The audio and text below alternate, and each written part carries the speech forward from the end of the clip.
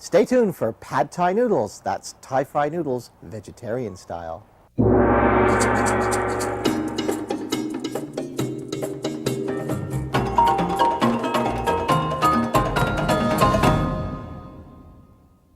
Pad Thai noodles. They've got to be one of the most popular items in Thailand for travelers and for locals and on Thai restaurants overseas.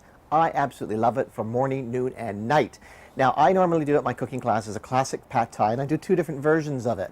Today, I'm going to actually do something different. I'm going to do a vegetarian Pad Thai. So again, if you don't want a vegetarian, you can throw in prawns or chicken, but I'm going to do one for the vegans out there. Now, I am going to use fish sauce, so if you are a pure vegan versus just a vegetarian that might have some seafood, do substitute that fish sauce with light soy sauce. But other than that, everything else here is vegetarian. So let's get our wok cooking.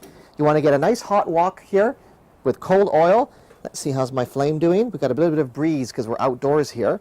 Peanut oil. I'm going to cook with peanut oil because it takes high heat and lessens the burning. It also has a much nicer aroma and flavor if you're going to use that as a cooking oil. You can use vegetable oil as well, but peanut oil is one of the classics in Southeast Asia. Pressed bean curd. Now, I use this whether I'm doing vegetarian version or not, but I buy this pressed bean curd down in Chinatown. You can get bean curd in a lot of... Wait, got myself there. You can get bean curd in a lot of the stores now. Pressed is a lot nicer to use, something that's firm, almost like a meat texture to use in a fried dish versus a soft tofu. So I'm going to put a bit of that in, maybe a little bit more there. I'm making 2 batches today, so that's why I'm only using half of what's in there. Now, the other ingredient I'm going to use is salted radish. Now, I've washed this. You should always wash it, drain it, and then basically dice it up. I'm going to throw that in as well. This is another integral ingredient in Pad Thai, one that I throw in all my Pad Thai dishes. I'm going to put my garlic in now because I want to reduce the amount of time my garlic's going to have to burn. Now, let's put lots of garlic in there. You can never have too much garlic. Plus, it gets infused into the dish. So there we go. Get that going. Make sure the heat's nice and high. And at this point, what I'm going to do is, things are getting nice and toasty. Aromas are really nice. I'm going to throw some chili flakes. So put a little bit of chili flakes, depending on how hot you like it. These are going to be a little on the hot side because they do have the seeds in there. Okay, at this stage, make a little bit of a well in the middle. And we're going to take a little brown sugar. And again, it depends how much you like to use. Palm sugar is what they use in Thailand.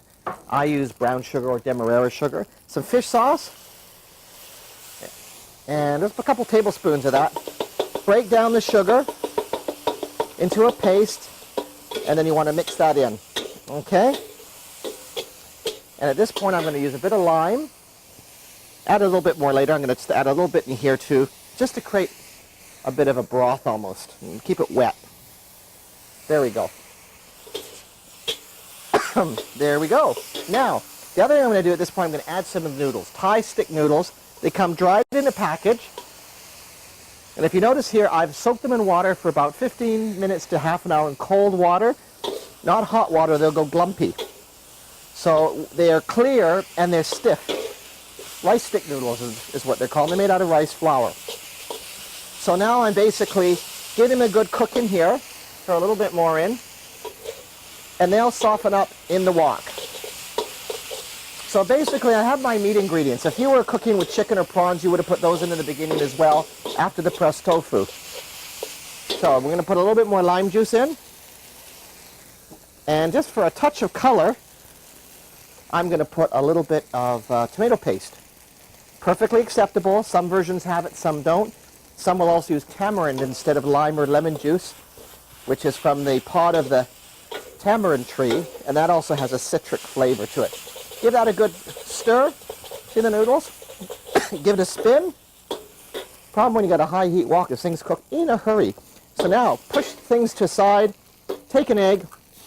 Again, if you're pure vegan, you can't eat eggs, then just leave those out. You can use other substitutes. I'm putting eggs in this version.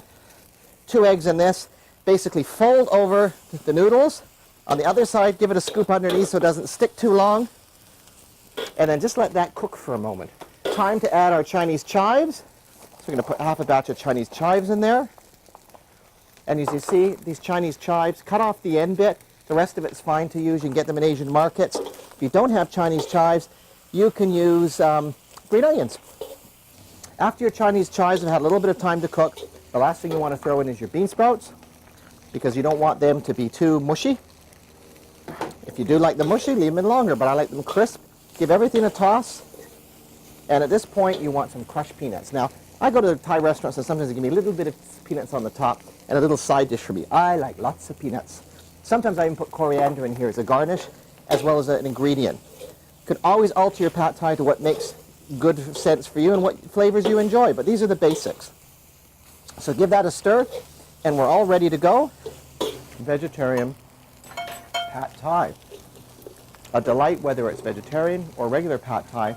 Thai fried noodles. You'll love them. For Shaw TV, I'm Spicy Steve. For recipes and information on cooking classes, visit spicysteve.com.